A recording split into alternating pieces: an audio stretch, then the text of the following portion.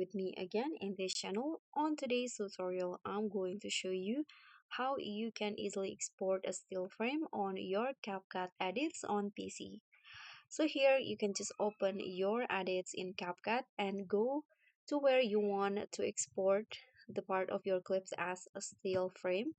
For example, I'm going to go with this part, and after that you can go to the three lines icon here on the player, on the media player. Click on that, and there will be this option to export still frames.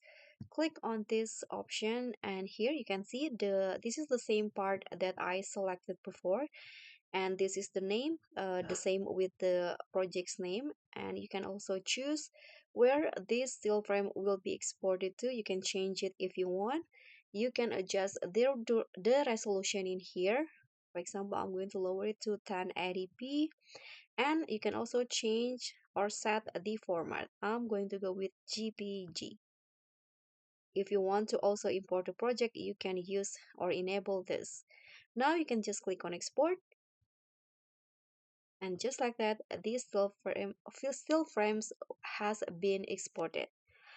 So that's all for me. Thank you so much for watching. Don't forget to like, comment, and subscribe. Also click on the thanks. Bye.